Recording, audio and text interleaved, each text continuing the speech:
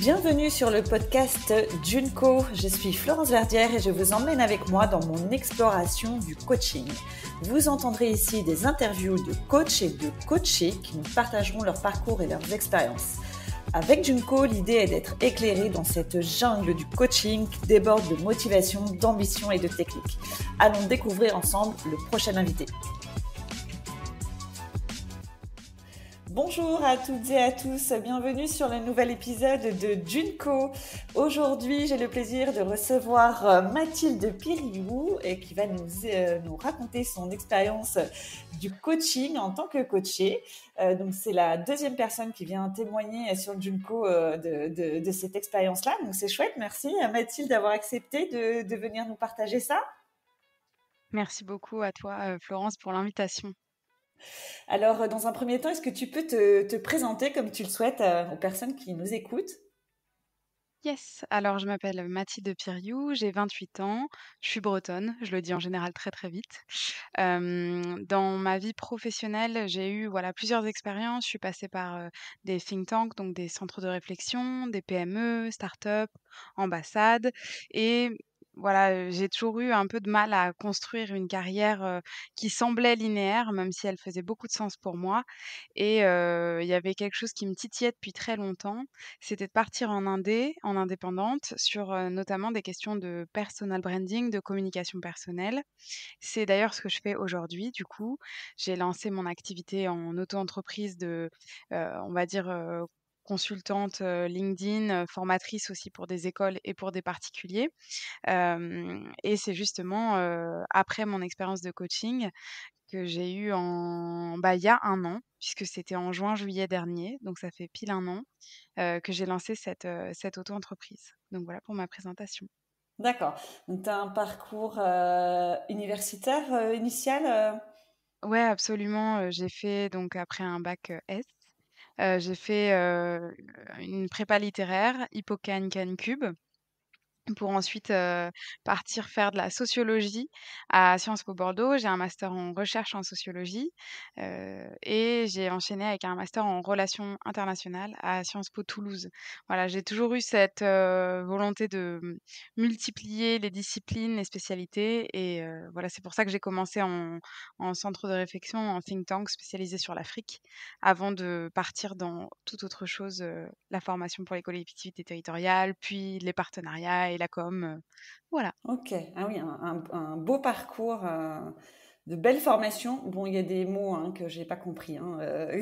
Dans, voilà, avec ma formation moi de soignante et de voilà, mais je vois que c'est très très riche. Et donc déjà, tu nous as parlé que ton parcours était, enfin que toi tu trouvais que ton parcours était pas linéaire, c'est ça? Déjà Ouais, c'est ça. pendant tes C'est ça. formations, déjà, c'était justement des choix qui étaient compliqués? Ouais, complètement. Moi, ça a été compliqué dès le avant le lycée. Ça a été compliqué au lycée puisqu'on m'a dit qu'il fallait choisir, donc c'était terrible Mm. pour moi. J'étais scientifique et littéraire, enfin matheuse et littéraire même plus précisément. Et du coup, on a quand même fini par, m'envoyer en S, en scientifique pour, les plus jeunes ou les plus âgés qui nous regardent, qui nous Mhm. écoutent.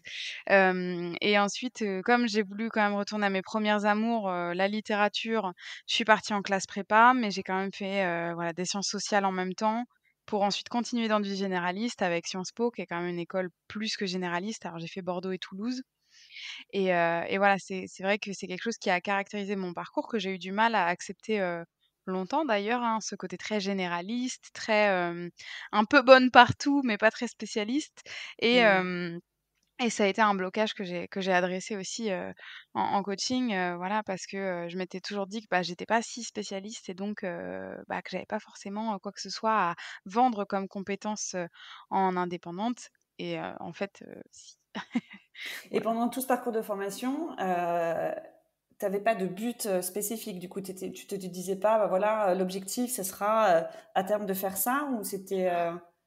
Alors, j'ai eu des périodes, hein, où je me disais que j'allais devenir, ambassadrice de France aux États-Unis, d'autres, où je me disais que j'allais être prof. Enfin bref, donc ça a été très, voilà. très en oscillation. J'ai cherché beaucoup de choses et je me souviens d'une phrase que je me suis dit, au début de ma deuxième année à Sciences Po Bordeaux, donc mon M2, mon master 2. C'était en 2017, fin 2017. Je me souviens d'une phrase, qui m'a marquée parce que justement j'étais très stressée par cet avenir qui était de plus en plus incertain, mais de plus en plus proche puisque Mm. j'arrive à la fin de enfin, à l'année de mon master 2, donc à la fin de mes études. J'hésitais entre une thèse et cetera, bref. Et je me suis dit: «Écoute, Mathilde, laisse tomber les plans de carrière, tu vas faire, un jour après l'autre et en fait, laisse tomber la carrière, tu vas faire aux opportunités». Et heu et j'ai aucun regret parce que du coup, j'ai fait beaucoup de choses très différentes qui m'ont vraiment construite. Mais par contre, du coup, quand je suis arrivée, bah, du coup 5 ans plus tard, avec, 4 ans d'expérience pro en poche, je me suis dit: «Bah, là, il est peut-être temps de changer de vision et de laisser, partir cette Mathilde de 2017 et ben, écoute, qui vivra verra et puis, l'occasion fait le larron, quoi». Pour aller vers quelque chose d'un peu plus, structuré et plus conscient, plus, avec beaucoup plus d'intention, si je puis me permettre. Et donc là, actuellement, qu'est-ce que tu fais? Alors là, actuellement, je finis, mon volontariat international à l'étranger, puisque je suis en Roumanie. Donc je travaille encore en ambassade, en coopération universitaire. Je fais en sorte qu'il y ait des étudiants et des étudiantes de 2 pays qui échangent, de la recherche entre nos 2 pays. Donc c'est quelque chose qui est hyper porteur en termes de, voilà, de sens, en termes de boulot. Et je vais finir ce contrat en septembre, puisque c'est un contrat à durée déterminée, c'est contrat jeune, que je recommande aux auditeurs et aux auditrices, plus jeunes intéressés par l'international par ailleurs. Et j'ai lancé il y a maintenant un an, enfin un peu moins puisque c'était en juillet, mon activité de, voilà, coaching consultante, LinkedIn et formatrice et du coup je passe à temps plein en octobre normalement. Top. Grand saut. Alors, quand est-ce que le coaching est arrivé dans ce parcours? Le coaching est arrivé, alors je suis arrivée du coup, c'est important de le dire, en Roumanie le 1er avril, c'est pas une blague, 2022. Ça a été, un peu dur pour moi. Il y a eu beaucoup de premières choses, c'est-à-dire mon arrivée dans la fonction publique après être passée dans une start-up qui était très, voilà, demandante, exigeante, avec un gros rythme de travail et une organisation complètement, différente de la fonction publique. Heu, une première expatriation pour moi, enfin de longue durée. J'avais eu la chance de voyager, mais pas d'être expatriée, plus qu'1 mois ou 2.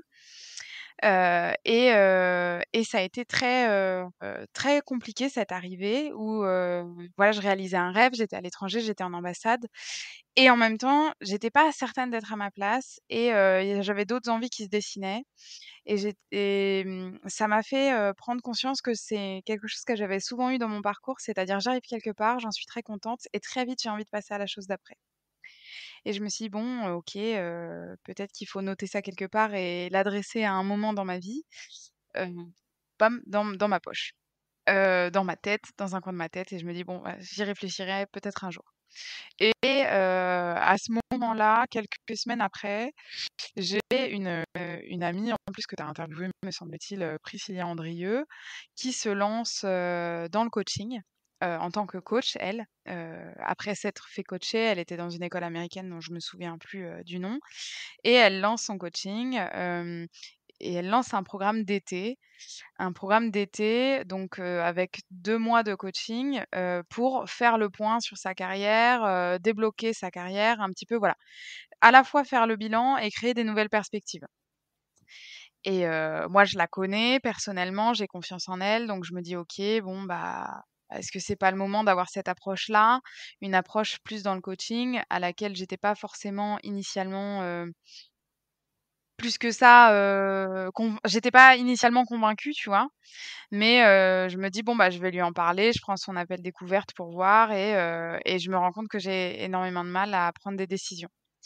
Et je me dis: «Bon, bah, écoute, pourquoi pas tenter avec, Priscilla voilà, que je connais bien, en qui j'ai confiance pour faire ça». Et du coup, j'ai pris son programme d'été qui a commencé du coup, ouais, en juin, 2022. D'accord. Et donc là, dans ton parcours, Tu as ton cursus de formation, donc, dont que tu nous as défini là tout à l'heure, énoncé tout à l'heure. Tu travailles derrière directement dans une start-up? D'abord, je suis passée dans, bah, c'est un centre, de recherche, un think tank. Donc j'ai Ah oui, travaillé, d'accord. j'ai d'abord été en stage là-bas, puis j'ai eu mon premier CDD. Donc ça, c'était en 2018. Ensuite, j'ai enchaîné dans une PME, voilà, pour la formation pour les collectivités territoriales où je suis restée 1 an et demi. Ensuite, j'ai été en start-up. Tout ça, c'était à Paris, ces 3 expériences-là et ensuite me voilà partie en Roumanie. Ok. Et avant ça, ça m'avait pas du tout traversé l'esprit parce que justement, comme je te disais, j'étais complètement dans un état d'esprit qui était: «Bon, bah, on verra à l'opportunité, on verra quelle est la prochaine opportunité» et bam. C'est ça. Et le VIA, donc le volontariat international en Roumanie, s'est présenté et je me suis dit: «Bon, bah, nouvelle opportunité, c'est quelque chose dont je rêvais quand même par rapport à mon parcours» et puis j'étais là et puis on va faire ça et puis on verra quand je rentre, ce qui se passe. Enfin bref. Mais ça a commencé à clasher à ce moment-là, justement, cette vision de, on verra. Le fait de comme ça, enchaîner les missions auprès de différents. Voilà, parce qu'après, bon, tu sortais des études aussi, donc tu avais peut-être besoin aussi d'aller expérimenter. Et puis à un moment donné, tu as senti que c'était le moment de se poser, de vraiment prendre ce temps pour toi, pour vraiment aller chercher ce qui te faisait vraiment vibrer, quoi. Tu as complètement bien résumé, ma situation et mes pensées à ce moment-là. C'est-à-dire qu'en plus, j'ai fait des études très généralistes par choix, hein. Mm. Mon objectif était de me confronter le plus tard possible au monde du travail. Je me suis dit: «Allez, surtout, on prend quelque chose où on n'a pas de stage, on n'a pas voilà, on reste dans les études, on va apprendre, on va rester dans les bouquins» et du coup, je suis arrivée, ouais, mon premier stage obligatoire, outre le stage de troisième que je ne compte pas, c'est lors de mon deuxième master 2. Donc après, à, 24 ans en fait, parce qu'avant j'avais fait un parcours recherche, avant j'étais en prépa, donc pas de stage, enfin et du coup, ouais, ma première confrontation obligatoire au monde du travail, donc un stage long, globalement de 6 mois, c'est, ouais, à 24 ans, quoi, donc 23-24 ans, j'étais complètement dans une autre approche et c'est pour ça que j'ai eu envie d'explorer après et je me suis dit: «Ah, ça va être, compliqué la le monde pro» et en fait, pas du tout. J'ai adoré le côté, très opérationnel, tout ça et du coup, j'étais là: «Bon, bah, il y a des choses à faire, en fait, du coup, on va explorer, voir ce qui me plaît, voir ce qui me plaît pas», puisque j'en avais aucune idée, en fait, concrètement. Donc tu commences l'été 2022 pardon, le coaching avec Priscilla, Ouais. qu'effectivement j'ai interviewé, que vous entendrez pendant l'été. Quand tu commences, qu'est-ce que tu en attends de ce coaching? Ouais. Comment tu l'imagines? Quelles sont tes représentations de ce qui va se passer pour toi? Alors j'avoue que j'y viens avec la volonté de trouver des réponses, un peu, comme, souvent, chez moi, comme quand j'avais été voir une conseillère d'orientation, pardon. J'attends une boule de cristal et je me rends vite compte que c'est pas du tout ce qui va se passer. Donc au début, je suis là: «Mince, j'avais dit que je voulais une boule de cristal, j'avais dit qu'on me dise, voilà, qu'on m'aiguille» et Mhm. bah, j'ai trouvé, bien mieux évidemment puisque c'est pas enfin, je sais pas s'il y a des gens qui vendent, des boules de cristal à d'autres gens, mais ça donne pas des outils très, très long terme et voilà, j'y viens avec mes doutes en me disant: «Bon, bah, Priscilla, en plus, elle avait de l'expérience pro, on a des parcours, pas similaires, mais bon, elle a fait le même genre d'école, elle a quelques années plus que moi, elle connaît mes questionnements, quoi» et je me dis: «Bah, en fait, elle va me trouver des réponses». Moi, j'y viens pour trouver des réponses, clés en main. Je repars avec pas du tout ça. Je me souviens la première séance, elle est liée à la première séance, j'aimais bien les séances de Priscilla parce qu'en gros, on prévoyait pas forcément le sujet en avance et en gros, elle arrivait et elle a fait: «De quoi on parle aujourd'hui?» et bah, moi j'en savais rien. Du coup, elle m'a dit: «Bah, voilà, qu'est-ce qui est dans ta tête? Qu'est-ce qui trotte dans ta tête?» et à cette époque-là, c'était la notion du temps passé, en organisation ou en entreprise et de la dissonance cognitive parce que je pense qu'on peut utiliser ce terme, que je ressentais à être forcément au bureau de telle heure à telle heure, que j'ai du taf ou pas. Et si j'avais pas de travail, et ben, je devais rester quand même. Et si j'avais plus de travail, ben voilà, il y avait très peu de flexibilité. Et du coup, cette première séance, elle est pas du tout comme ce à quoi je m'attendais, puisqu'elle est vraiment basée autour de questions de Priscilla sur comment je me sens. Elle a un coaching très lié aux émotions, et à la manifestation de ces émotions. Et du coup, elle me pousse dans mes retranchements en mode: «Mais qu'est-ce que tu ressens vraiment?» Et là, je suis obligée de travailler avec mes émotions, qui est quelque chose que j'avais pas du tout, travaillé comme ça, appréhendé comme ça. Et là, je me rends compte que ça va être un peu plus dur que prévu parce qu'il va falloir être très, très honnête intellectuellement et émotionnellement avec soi-même, avec elle. Donc ça implique, et là, j'étais bien contente d'être avec, une personne en qui j'avais confiance, parce que je m'étais dit: «Ah non, si ça c'est pas possible si je connais pas la personne». Après, il y a plein de gens qui font avec des gens qui connaissent pas, mais moi, voilà, je me sentais en confiance et j'étais là: «Bon, OK, va falloir montrer de la vulnérabilité, tout ça». Voilà, c'était pas facile pour moi. Et je suis ressortie de la séance avec vraiment une clarté d'esprit en me disant: «OK, bah, en fait, c'est peut-être pas pour moi et c'est peut-être pas très grave». Et voilà, le je re ce qui est pas très très grave ou ce qui est pas forcément pour moi, c'est mon rapport au temps dans une entreprise classique. Et j'étais là: «Bah, OK, bah, peut-être qu'en fait, juste, c'est pas fait pour moi à cet instant-là de ma vie».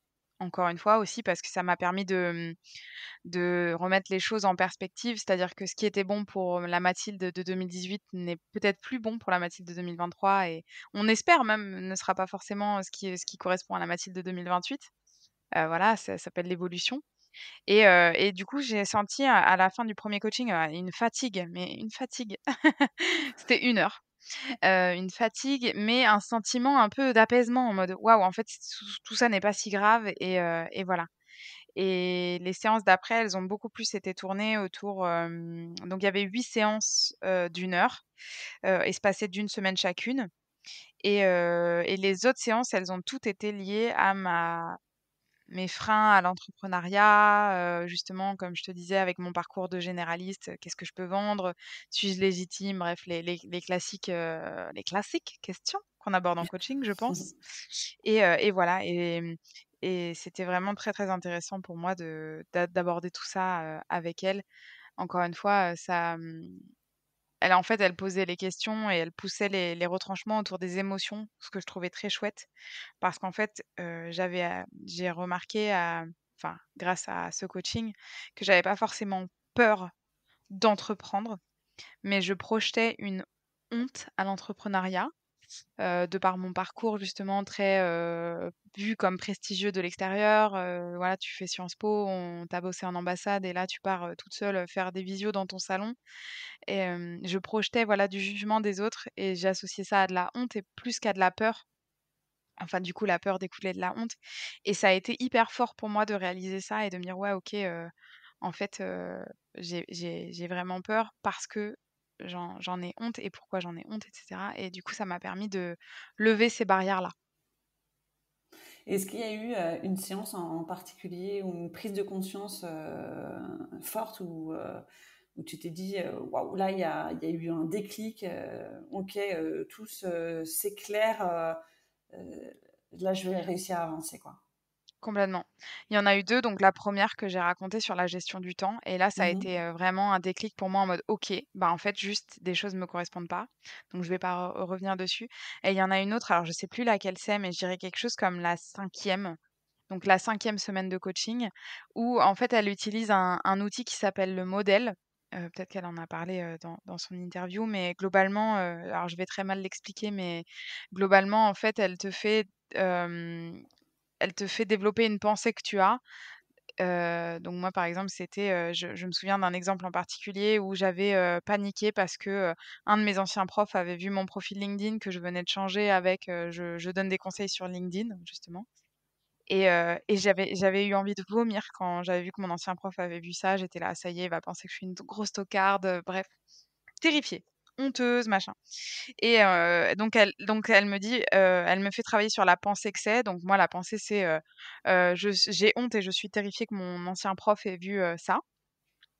Ensuite, elle me fait travailler sur la circonstance. La circonstance, c'est juste, tu as eu une notification LinkedIn que la personne a vu ton profil. C'est quelque chose de complètement neutre et n'importe qui peut y faire signifier n'importe quoi. Donc les émotions que moi j'y associe, c'est, voilà la honte et ensuite, elle me fait dérouler le modèle et du coup, je me rends compte que, bah, comme j'associe de la honte à tout ça, et ben, ça ne crée que des pensées et des actions négatives parce que mon action n'est l'action qui découle de tout ça, c'est surtout je vais en parler à personne parce que voilà, c'est pas prestigieux et cetera et sauf que quand tu ne parles à personne de ton business, surprise, personne ne te connaît. Et du coup, j'ai compris là le principe des boucles et ça a été vraiment, comme tu disais, un déclic de me dire: «En fait, je me mets moi-même des limites» et c'était toujours les mêmes schémas pardon, nourris, ben, pour ma part avec la honte et la peur, mais il y a d'autres gens, c'est par d'autres émotions négatives, la colère, j'en sais rien, tu vois?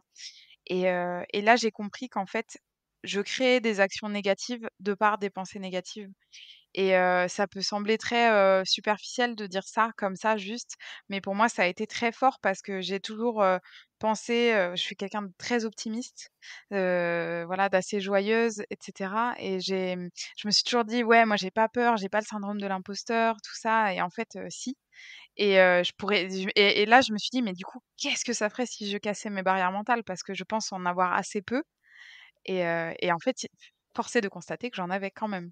Donc voilà, ça a été le deuxième gros déclic de ce coaching. Et pendant cet été, au fur et à mesure des séances, il y a eu des répercussions sur ton quotidien, enfin, ou sur enfin, sur ta façon de voir les choses, de voir ta vie, tu as des illustrations à nous partager de Bah ouais, ça? complètement.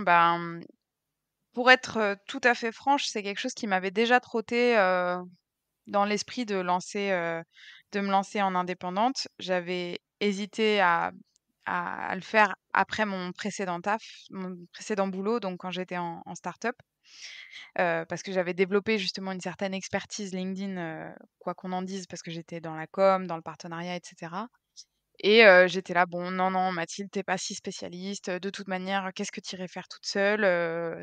Bref et donc je commence ce coaching en juin et je crée mon auto-entreprise le 2 juillet. Donc en fait, les résultats sont hyper rapides. En fait, ça a été le déclic pour passer à l'action. Donc avant même la fin du coaching, je me dis: «Écoute, de toute manière, alors je vais pas chacun a son bon statut pour son entreprise, mais j'étais là, en fait, l'auto-entreprise, c'est hyper simple, je peux la créer très vite, tant pis, voilà et on verra, c'est pas comme si tu crées une SARL, voilà, des trucs, où faut déposer. Là, vraiment, ça se faisait en quelques minutes et j'étais là: «En fait, là, il faut passer à l'action et tu verras après». Donc ouais, les répercussions, elles ont eu lieu très, très vite et à la fin du coaching, j'avais lancé mon entreprise et puis là, du coup, je travaillais plutôt sur des questions d'assumer ça, de comment tu le présentes, enfin, et il y a autre chose et d'ailleurs, c'est Priscilla qui me l'avait fait remarquer, c'est qu'au tout début du coaching, je parlais d'une idée. Du coup, ensuite, c'est devenu un projet, un side project en bon français, un projet sur le côté et à la fin du coaching, la dernière séance, j'ai commencé à utiliser le mot business, entreprise et elle m'a dit: «Mais en fait, tu parles plus tout de ton projet de la même manière. Là, tu me parles de business» et du coup, j'ai changé la manière dont j'abordais les choses. Donc je nommais les choses et en bonne littéraire, je sais à quel point nommer les choses d'une certaine manière, c'est hyper important, quoi. Et si je te dis, Mathilde, de ta vie avant le coaching, de ta vie après le coaching, qu'est-ce que tu as envie de dire? Moi, je dirais la grosse différence, c'est la notion d'intention, qui a vraiment changé et de dire, ben, en fait, là, je fais les choses avec intention, je fais les choses en me projetant sur quelque chose avec une vision et c'est très, très structurant.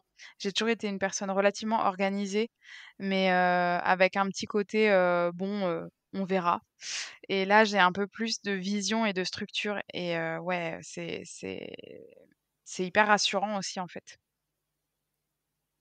Ouais, plus de sérénité pour pour ton activité de ton entreprise, quoi, de ton entrepreneuriat. complètement. Et tu peux nous en dire plus, justement, sur cette activité? Donc là, tu es à quelques semaines de te lancer complètement, ce que tu me Ouais, disais. c'est ça, quelques mois, début octobre. Bon.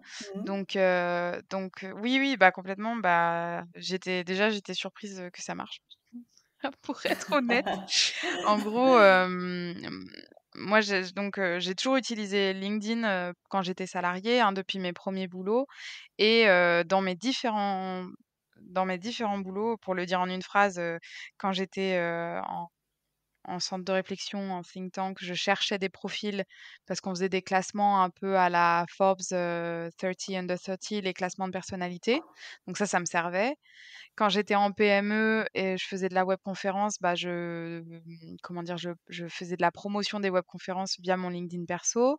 Bon, bah, quand j'étais en start-up évidemment, sur les partenariats, j'utilisais vraiment ça et je à chaque fois LinkedIn, ça m'avait aidée à atteindre mes objectifs, à être visible, à faire des rencontres et bon, j'aime bien écrire, j'aime bien raconter des histoires et optimiser le profil LinkedIn, ça m'avait bien aidée aussi. Hem, D'ailleurs, j'avais du coup, en start-up, bien retravaillé mon profil et j'avais été un peu, comme on dit, chassée, c'est-à-dire des gens étaient venus vers moi et j'étais là: «C'est sûr que LinkedIn, il y a une opportunité» et que j'aidais des copains ou des collègues, des copines à refaire leur profil et j'étais là: «Ouais, non, il y a tellement mieux à faire», enfin et là, je me suis rendu compte que j'avais une expertise. Et du coup, je me suis dit: «Bah, en fait, maintenant je vais le vendre à des gens que je connais pas». Après l'avoir fait, à des amis, à des collègues et puis on verra et je me dis: «Bon, peut-être ça va marcher». Au pire, ça Surprise, ça marche. marche. Ouais, surprise, ça marche. Je me dis: «OK, bah, alors ça marche, je suis encore en activité à côté, hein, mais voilà, j'ai quelques clientes, principalement, quelques clients aussi et je propose à mon ancienne école, donc Sciences Po Bordeaux, d'intervenir auprès des étudiants et des étudiantes parce qu'on sait que, voilà, c'est très bien pour trouver un stage, et cetera. Pareil, ça marche. Je me dis: «OK, il y a une brèche sur les écoles aussi». Je trouve un autre contrat que je fais du coup à côté et puis voilà et en fait, on est, au moment de l'enregistrement, on est mi-juin. Bah, j'ai quelques clientes, que j'accompagne sur du plus ou moins long terme. J'ai des écoles, que j'ai renouvelées parce que l'avantage des écoles, c'est que c'est cyclique. Si tu les as une année, c'est probable, si tu fais du bon boulot, qu'elles te resignent et du coup là, bah, ouais, j'en suis à un stade où, je commence à me dire: «Bah, c'est complètement possible de me lancer en octobre à 100 et donc let's go». Parce que il faut savoir que je suis quelqu'un qui j'avais très peur du risque. J'avais très peur de: «Bah, ouais, mais en fait, si je gagne pas d'argent, qu'est-ce qui va se passer?» Voilà et du coup, c'est aussi pour ça que je me suis lancée à côté et ça m'a vraiment aidée parce que, tu vois, j'aurais eu plus d'un an pour développer mon activité et c'est énorme. Parce que j'en ai profité pour développer des réseaux sociaux et cetera, ce qui te permet de gagner en visibilité et je commence à avoir une crédibilité, certaine et qui est hyper, importante, pour moi et justement, c'est des choses qu'on a débloquées pendant le coaching aussi, quoi. De dire: «Bah, ouais, je prends la parole sur les réseaux, ouais, allons-y, quoi». Mais je la prends pour moi, en mon nom propre et plus seulement pour mes projets. Parce que j'avais déjà pris la parole sur les réseaux pour parler de mes projets et cetera, mais pas, me mettre autant en avant moi. Et finalement, c'est pas ce que tu fais avec les personnes que tu accompagnes sur LinkedIn? Si, C'est si, ça? complètement. Bah, tu sais, les cordonniers sont toujours les plus mal chaussés, hein, donc mais bon. Justement, ça m'a vraiment aidée, à assumer ça et à me rendre compte à quel point ça avait un impact positif et à quel point ça te donnait beaucoup de soit de visibilité, soit de crédibilité, soit, voilà, ça dépend des gens, ça te permet de développer ton réseau, ça dépend des besoins de mes clientes et de mes clients ou des étudiants que j'accompagne et j'étais là: «Non, c'est une opportunité qu'il faut pas rater, j'y crois vraiment et puis, bah, donnons-nous les moyens de faire, fleurir ça» et aussi, pour rebondir, j'en suis aussi à tu vois, je te disais il y a quelques minutes que j'avais peur, du risque. J'avais peur que ça marche pas et cetera et maintenant j'ai plus peur que ça marche pas.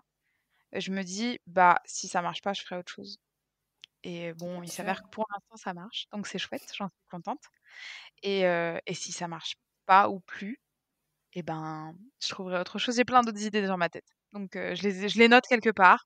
J'ai une liste de d'idées à explorer, si jamais, les choses tournent autrement ou si je me lasse aussi, hein, parce que voilà, j'assume cette partie-là de moi qui est très, voilà, curieuse et parfois avec un petit côté, papillon, où on passe d'un sujet à un autre.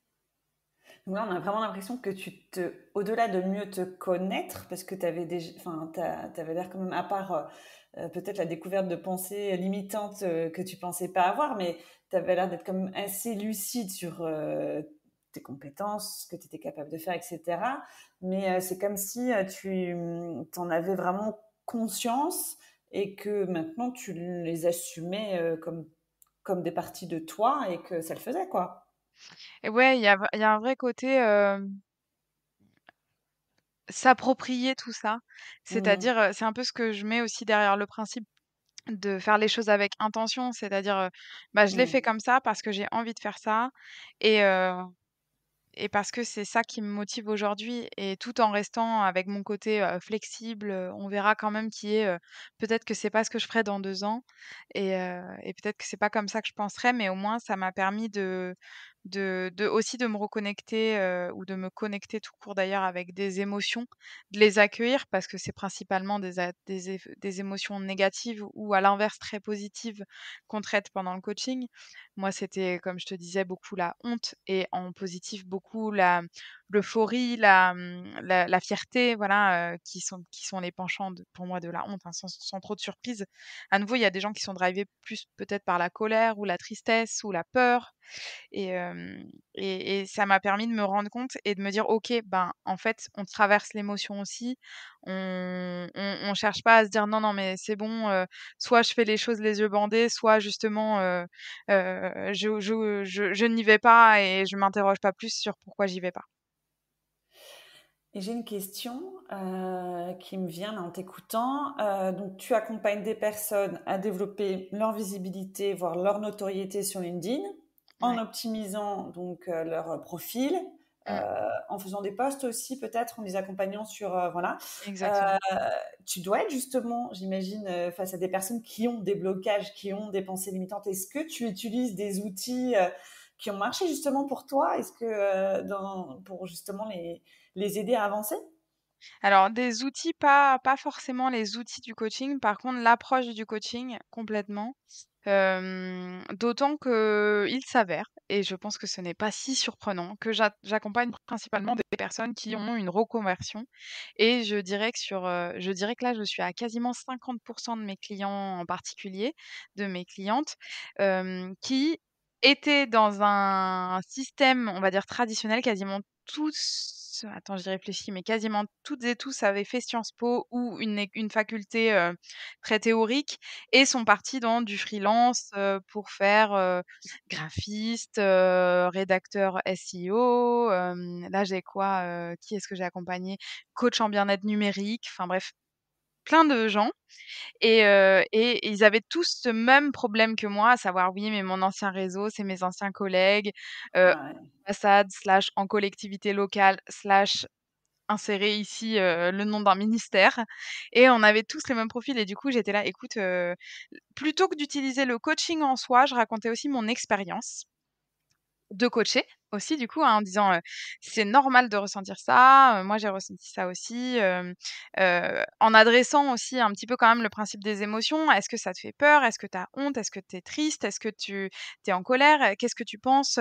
Et de faire réfléchir les personnes que moi j'accompagne en étant hyper transparente, avec eux sur mon expérience de coaching.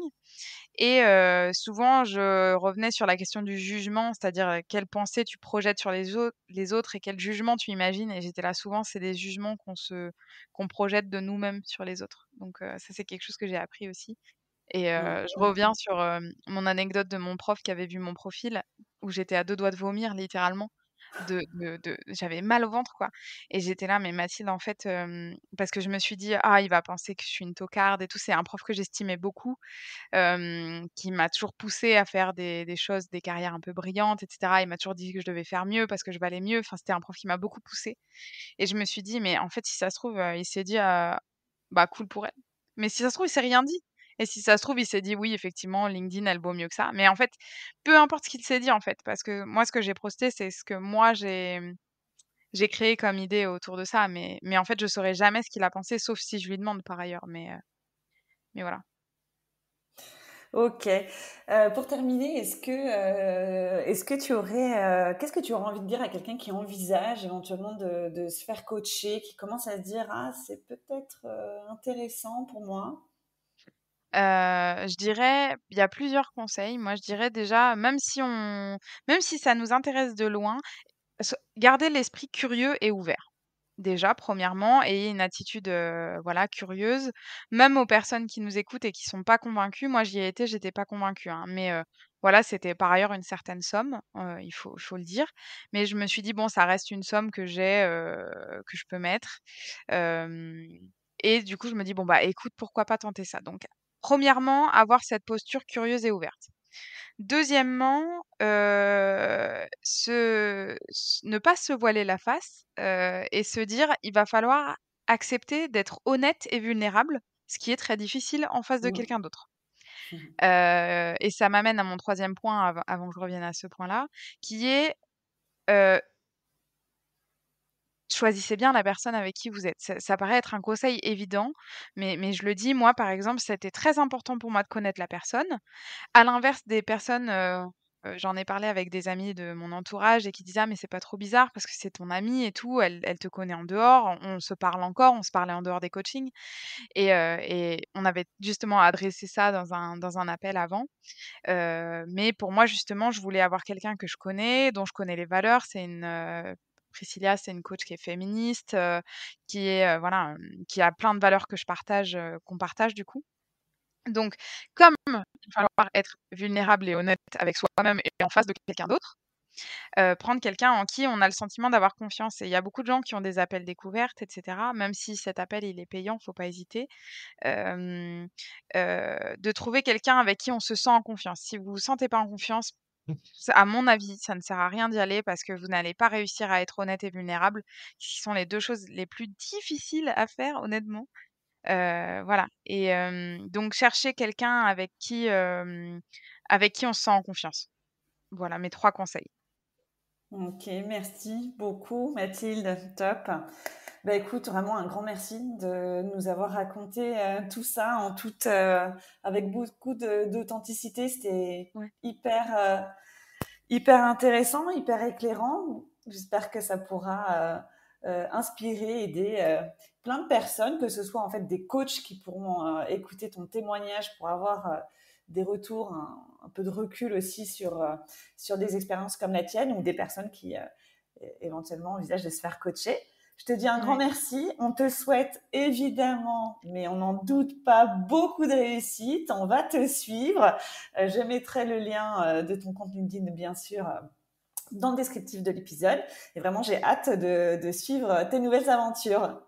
Merci beaucoup encore Florence pour l'invitation. Merci pour, ta gentillesse et ta bienveillance et voilà les personnes qui veulent se faire, coacher, n'hésitez pas à parler à d'autres personnes qui se sont fait coacher. Voilà, moi je reste disponible si jamais vous voulez en parler, voilà, je pense que j'ai été assez transparente, mais voilà, il y a parfois des questions précises et c'est important d'échanger. Donc merci encore à toi, pour cette invitation et pour ce podcast en général qui est quand même très, très chouette.